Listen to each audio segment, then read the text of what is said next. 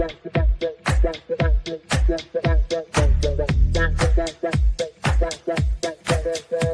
Connections Radio presents.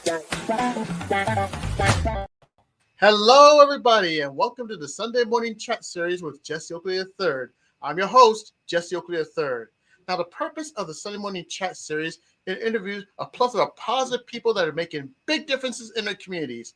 You name it, speakers, authors, writers, singers, entertainers, anyone that's doing some amazing stuff in the community, you'll hear from it right here on the Sunday Morning Chat Series. And today, we have ourselves a special episode for you regarding the Sunday Morning Chat Series. Now, scouting is very interesting, and if you are into scouting and everything that's scout-related, then that is a service to many parts about the community. And I have with me a gentleman who is well-versed in scouting. Please help me welcome none other than Mr. Patrick Ballinger. Patrick, how's it going? Good, Jesse. How are you doing this morning? I'm doing quite well. I really appreciate the time to be on a Sunday Morning Chat Series. And without any further delay, let's chat. Let's chat. All right. First and foremost, could you let the happy people out there know the background of scouting and involvement in local scouting? Well, scouting nationally started back in February of 1910. We celebrate our birthday every February 8th. It started actually from a trip that came from William Boyce. He actually went over to London and couldn't find his hotel, and this young teenager took him through the fog and got him to his hotel. And he was just totally amazed. And he tried to tip the young man, and the young man said, "No, sir, I can't accept any tips. I'm a Boy Scout, and I this is what I do. I do my good turn daily." Lord Baden-Powell from England, who actually founded the BSA, the Scout movement worldwide. William Boyce just had to meet him and had to understand what scouting. So he went and met with him, and then brought this information back to the United States. And back in February 8th of 1910, the Boy Scouts of America was started. He also Boyce created a bunch of different ideas and different things when it came to scouting, and which led to, because we knew we were trying to get groups together to have kids be together, but originally we knew we had kids from all over the United States that couldn't be grouped together, so we started a program back then called Lone Scouts, and so that actually worked really good, and that merged actually with the Boy Scouts of America back in 1924. So a lot of things from history from that standpoint has occurred to get the scouting movement going. Now, we here locally, the Las Vegas Area Council has celebrated 80th anniversary. We have been 80 years strong in this town.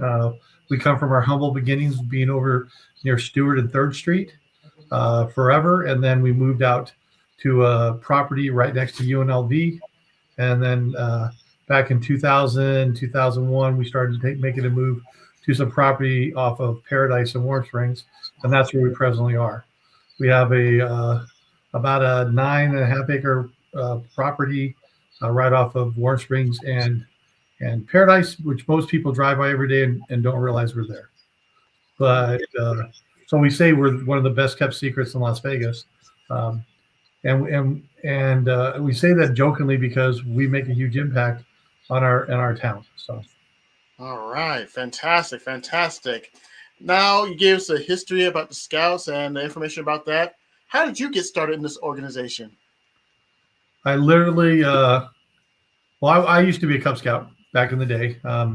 I used to be I used to live on the other side of town and near a school called Hallie Hewitson, and I went to Cub Scouts then. Transferred to a different school. Never got into scouting after that. So go to school, go to high school, go to college, have get married, have kids. I'm in church one day and somebody leans over and taps me on the shoulders like, Mr. Ballinger, we actually nominated you to be the new leader for the Cub Scouts, one of the leaders.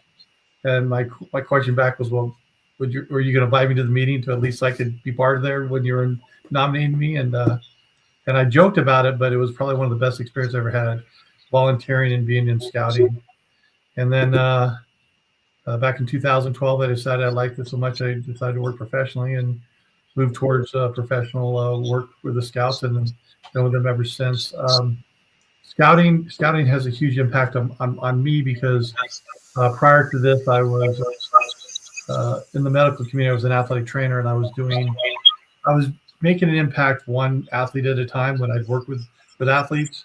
One thing about scouting allows me to make an impact on multiple youth at the time because we can get them into scouting and get them to become the future leaders of tomorrow today. All right, fantastic. Now, when it comes to scouting and your experiences, what were some of the challenging moments that you faced during your scouting? So one of the biggest challenges we have with scouting is having youth that want to be in the program and parents who can't afford it.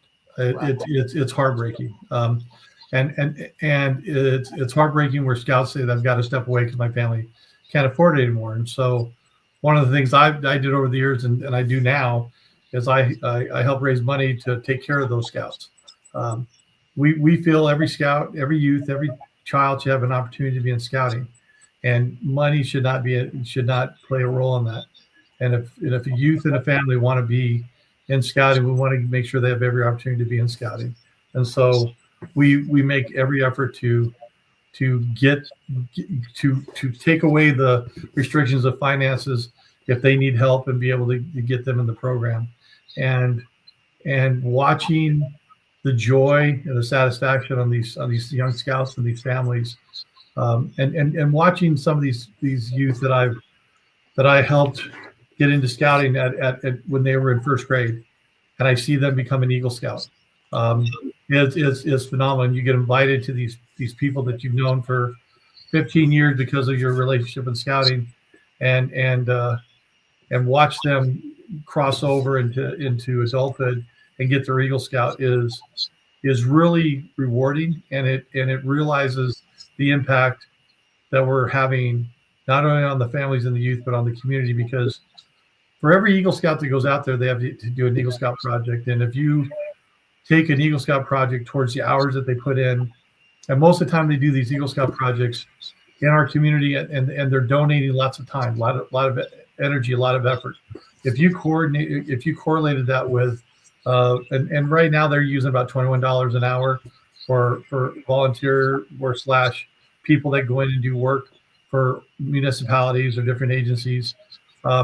We've saved millions and millions of dollars for this community for all the Eagle Scout projects we've done. And it's just not in Las Vegas. I mean, we do things all the way up near Central Nevada, and we've one unit, one troop has gone up and kind of rededicated the whole campground and shade structures and facilities for people to use at this one lake, and done a phenomenal job. And they've just completely reorganized and modified and made this place absolutely fabulous. And you'll see that throughout the community where we've done stuff out at the Veterans Cemetery. We've done things at different schools, and different elementary schools, different high schools.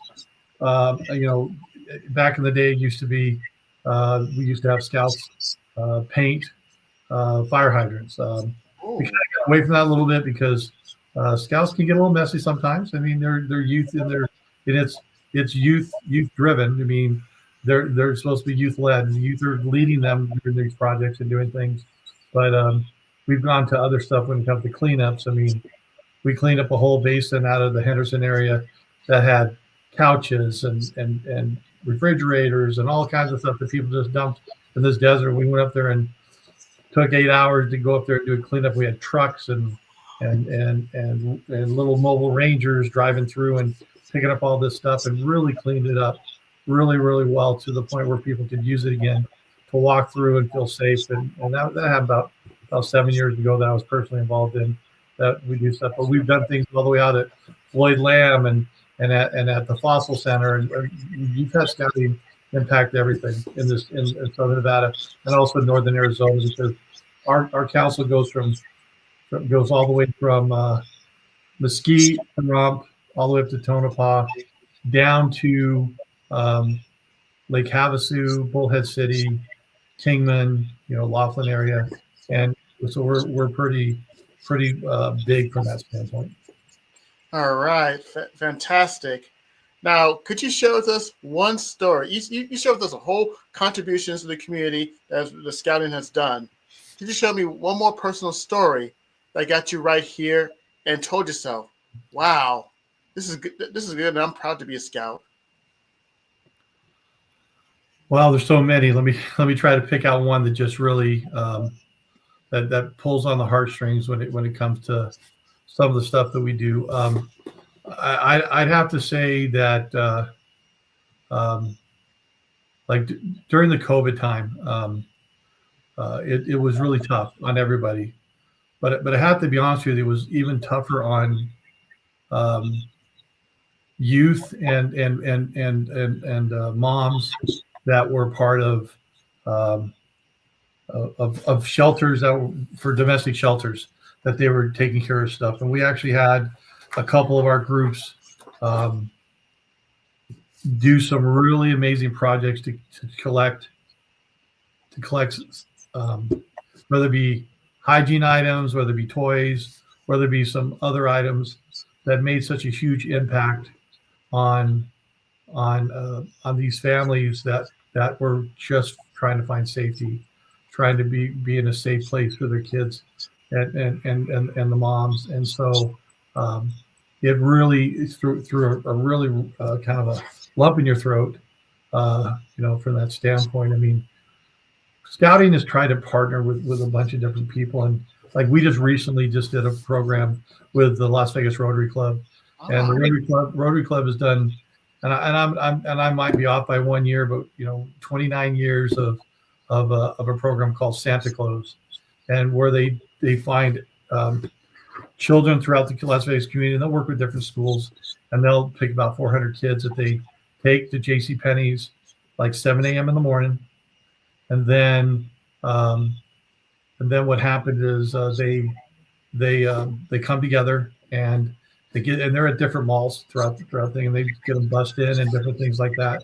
Then when they're done shopping, they bring them to our place over at our main office, and we actually have set up a field area where we have all these activities for these 400 kids to come in and have a day of play, and they can come in and they run around and have a good time, and they do all this stuff, and then food's brought in for them, and then we bring in an inspirational speaker. This last year was Rick Upchurch, former Denver Bronco, retired from the NFL. He came in and talked to the kids and talked about the impact of how much of an education will carry you through life. I mean, it was pretty touching. And then when they leave, the Rotary Club comes to our place the Saturday before, and with a couple scouters and stuff, and we pack backpacks for these kids. So they've already gone shopping. Now they get done and they're going to get a backpack, and in the backpack they're going to get a dental kit.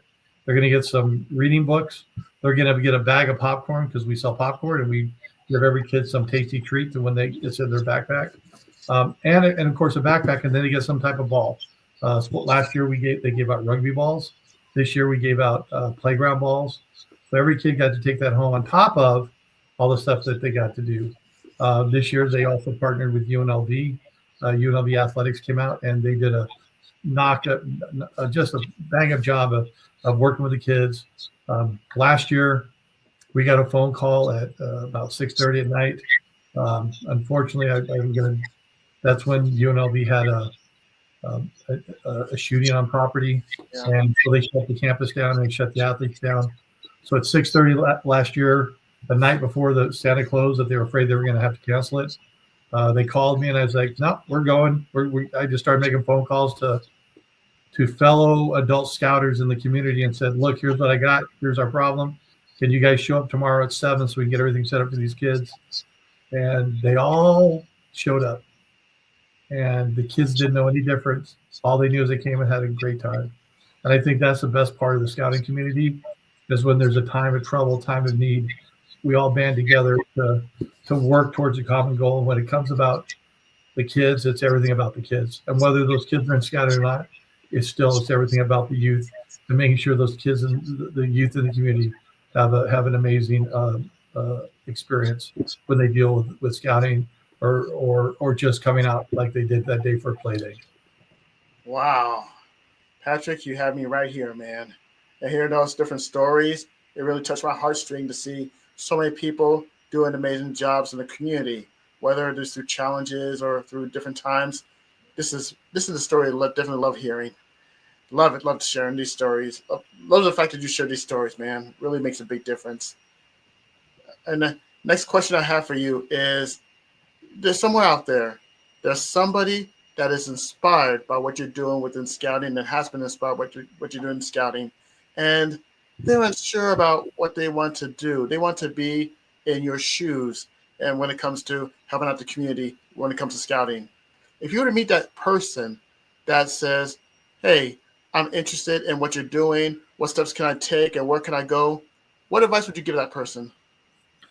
So it's really funny because I started as well. You start as a volunteer, and you start to get your feet wet that way. And like any other organization you do, I believe you're in Toastmasters, and you start off as a volunteer, and it's kind of you learn as you go along, and sometimes you have great mentors and leaders, and sometimes you just have to figure it out as you go. And we try to make it easy for our volunteers and try to make it easy for community members that want to help.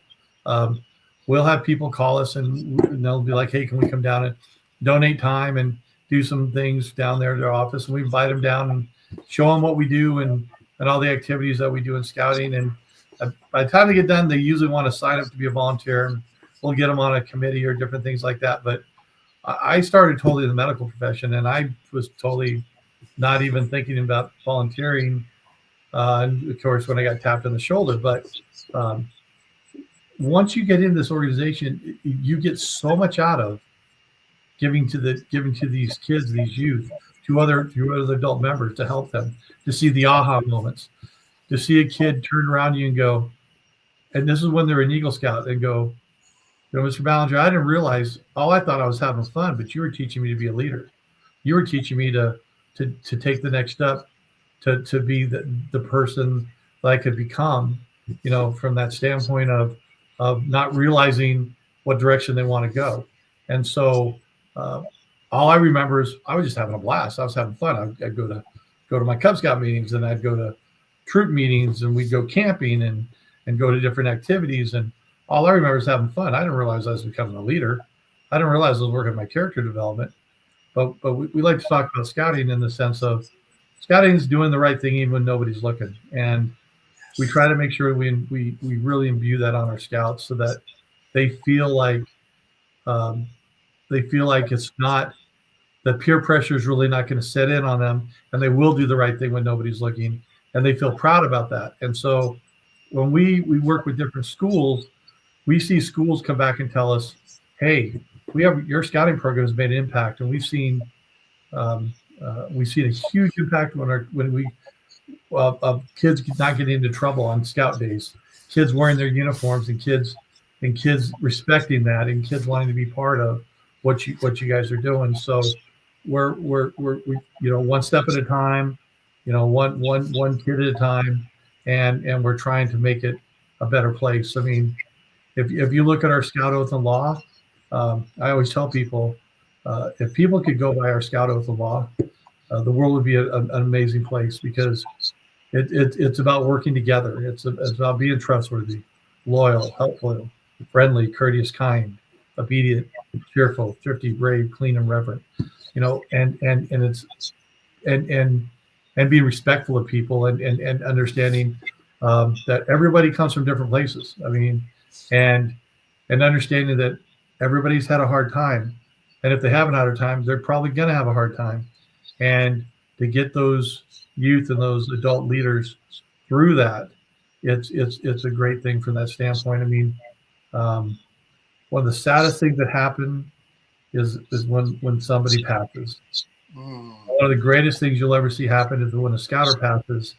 How many scouters show up in their uniforms to a funeral, wearing their scout uniform, and being part of that of that family, and that family realizing how much of impact scouting had on them.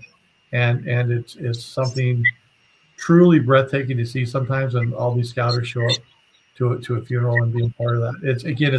It's community that wants to always give to itself and always take care of each other.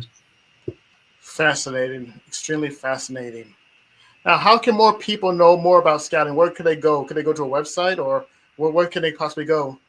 So we have a website called LVAC, like the workout place, but it's lvacbsa.org, and that's our local website. And it's Las Vegas Area Council, Boy Scouts of America.org, and that will get you on to our site, and it gives you a lot of our different activities we do throughout the year.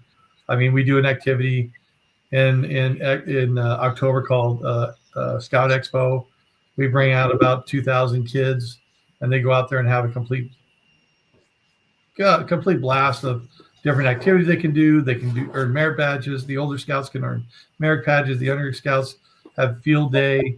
This past one we had the it happened to be Navy Week, and so the Navy came out with all their different gizmos and simulators and everything, and the kids got to take part of some of that stuff, and they just had a just over the top experience. And we bring out a portable climbing wall. The kids can climb on that, and it's just a good time for all. And plus, you get a couple camping nights out of it.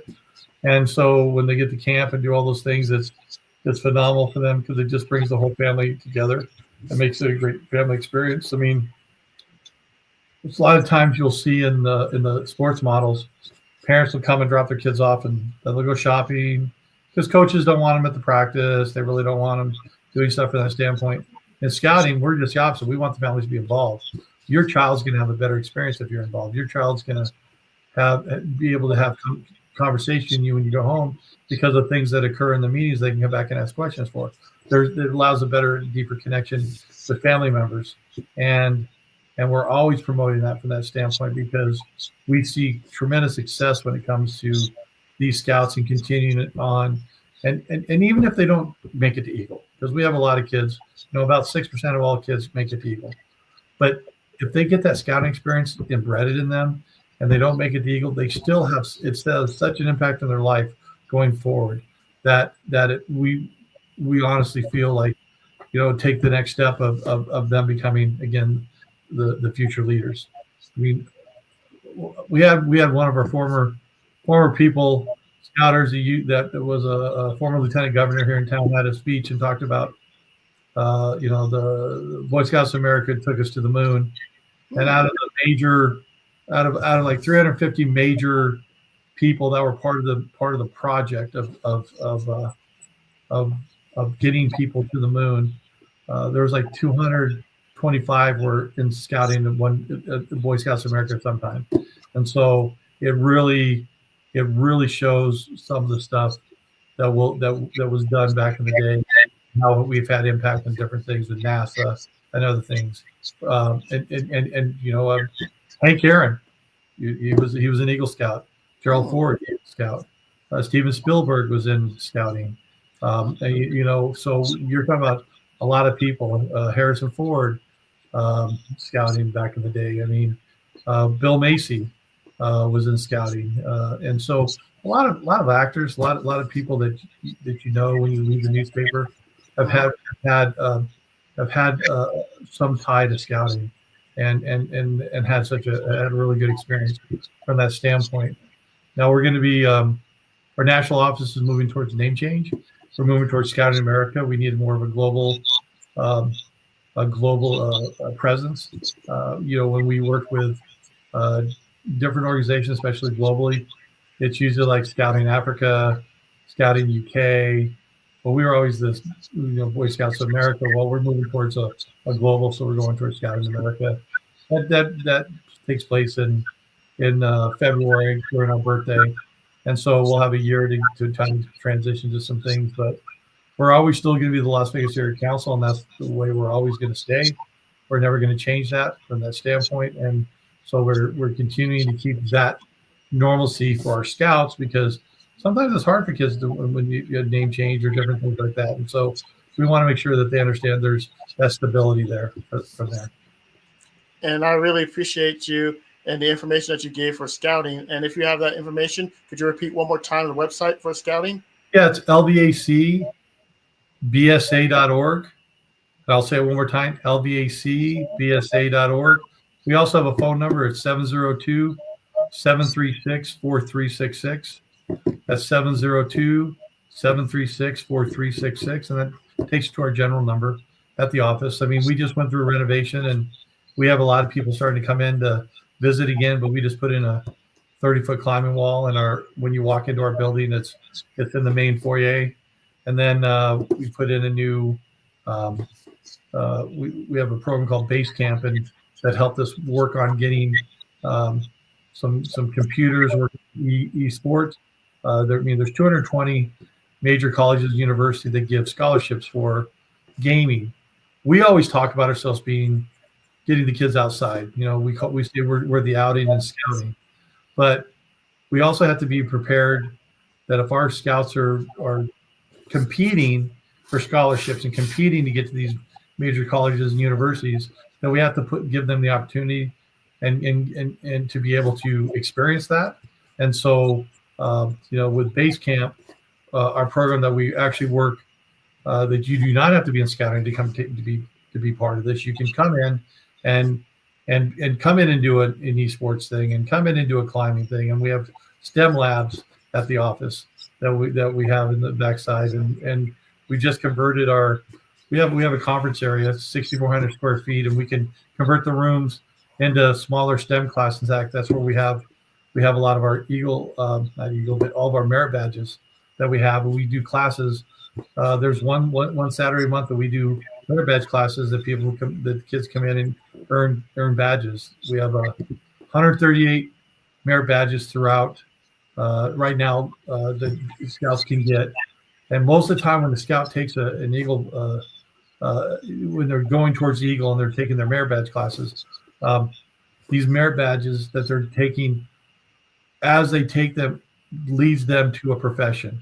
I'm not, because we have 138, so there's not 138 professions the kids get to try. But like with my son took the engineering merit badge, and he's moving towards engineering, computer engineering, and doing some other stuff from that standpoint in UNLV. And it's been phenomenal for him to do that. And scouts get a taste of something. Like we've had many that do law enforcement, and they've taken the merit badge for that, or law, or personal management that teaches them to take care of themselves, and how to balance a checkbook, and how to do some other things, which we used to teach in school all the time, and that got taken out. And so we've actually done a really good job to replace some of those missing things that you don't learn in high school anymore. And it gives our kids a little bit of a advantage. And when I say kids, because back in 2018, we welcomed young women into our scouting program. And that came about because we had a lot of parents, single parents, we had multiple parents, whether they're single or whether they were still married. They're like, look, I can't afford going to two different places, two different meetings, two different times. And a lot of the time my daughter's already going to these meetings with my son, because I can't not have them go, and I don't have the money to pay for a babysitter. And so these young women were attending these things, and we started getting phone calls that why can't they earn, and why can't they do these things? And we started looking at stuff and going, why can't we? So we were lucky that Las Vegas was one of the beta test sites, and so we started in 2018 and at Cub Scouts level, and then we the next year we started working on having the young ladies cross over into we consider traditional Boy Scouts, but we transitioned that name to Scouts BSA, and so we moved forward to that, and we've had, I don't know, probably 12 female Eagle Scouts, probably a little bit more than that since that time, because the girls are really hard workers. I mean, I'm just thinking 12 off the top of my head that I worked with closely, but we've had multiple girls get their Eagle Scout from that standpoint, and watch them have these aha moments when they're changing oil, and when they take the automotive merit badge and they're changing a tire and learn how to change your oil and working on battery and everything. It's just incredible watching how that happens. So Fantastic. We have a shout out portion of our meeting. Before I ask you who you like to give shout out to, there's one shout out I'd like to give to personally. And this person was not only a scout, but also he was a international president of Toastmasters International, a person I got a chance to work with on the board, as well as us district governors together. And that a shout out goes to none other than Matt Kinsey. And Matt Kinsey from Florida, he was in the scouting, and I see him at work, and I was very proud to work with him as a leader. And when he became international president in 2022 to 2023, he showed his dynamic leadership skills on the board within Toastmasters. So I want to give a personal shout out to Matt Kinsey, a Toastmaster and a Scout too. And in addition to shout out time, is there anyone that you'd like to give a shout out to making all this possible? Well, I've had a lot of mentors in my life, and some of them had nothing to do with scouting, but they had such an impact on my life because they were living their life like they were in scouting, and some were in scouting. I have to tell you, one of my mentors that had helped me throughout my career on the other side and in when I was in scouting is a local gentleman by the name of Dr. Daniel Orr. I got to meet Doc Orr when I was a student athletic trainer at UNLV, and kind of took me under my wing and taught me a bunch of stuff. And then we got to re-engage back with each other once I got into scouting years later in scouting, and he's just a phenomenal person that has done all these amazing things in the community and has lived his life like you should as an Eagle Scout and giving back all the time. So I'd give a big shout out to him from that standpoint. I mean, I've had other people have huge impacts. You know, when you transition from one profession to another profession, it's crazy because you're trying to learn and you're trying to absorb. And the gentleman I still work with, the gentleman named Ryan Moon, had a huge impact on me trying to transition into scouting, and was always there to help and always there to answer questions and always there to do stuff. And he's always been phenomenal. So from that standpoint, I can say those two people. You know, I could always come back to my dad. My dad taught me how to camp and fish and everything from that standpoint. My dad had me late in life. I mean, my dad, everybody thought, it's really funny because I had my sons after I was 36. 30 to 36 is when I started having kids, and it was actually 34. From 34 on is when I started having kids. And my dad had me late in life. He was in his 40s, and they always thought my dad was my grandfather at first. But when people would meet him, but he had a huge impact. He was a Marine. He had fought in World War II, and he just had a huge impact on some of the things I do when it comes to outdoors and everything. And there's old school stuff. I mean, like I found out that there's things I did.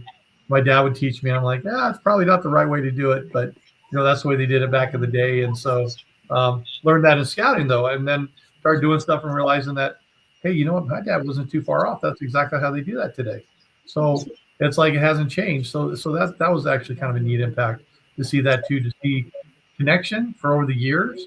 And my dad was born in 1921, and seeing that some of the stuff he learned. My dad was in scouting when he was young, and here locally in Las Vegas, he was in scouting. So my dad moved out here because my grandfather worked on the dam, and so it's funny how all these things happen and you see all these things occur, and I didn't realize until I started going through old pictures that my dad was in scouting. I never realized it, and my dad had passed away before my kids had gotten into scouting, so I really didn't get to have the chance to have that conversation. And when I was young, when I was in Cub Scouts, all I cared about was my Pinewood Derby car ran fast, and every Cub Scout, my Pinewood Derby car ran fast, and what snacks are they going to have at the end of the meeting? Because that's every Cub Scout's mind when they come to have fun. So, all right. Now, this final question I have for you is basically directed to my crew, my audience that watch this podcast, and my crew is called the Happy People, and they love words of wisdoms at the end. If you can give any wise words of wisdoms to my crew, my people, the Happy People, what would it be? So there's a lot of gray in the air in the world, but people know the difference of right and wrong, and and when I came back and I said the comment of, do the right thing even when nobody's looking, if you can take that into your heart and do the right thing even when nobody's looking, and it doesn't matter who the person is. I've actually, some of the people that I did get along when I was young, realized that they were they were going through tough times, and I was going through tough times, and realized that when you put everything aside and do the right thing even when nobody's looking, how much a better place everything can be. And if you keep that in your heart when you're doing things, you'd be surprised how much better you feel and how much better the community around you becomes, and how much better that in turn will make the world. Perfect bookending to a wonderful interview. And on behalf of all the happy people that are watching this podcast, I'd like to take the time out, Patrick, thank you for being a part of the Sunday Morning Chat Series with Jesse Oakley III. Really appreciate it, Patrick. Jesse, thank you for your time. I really appreciate you.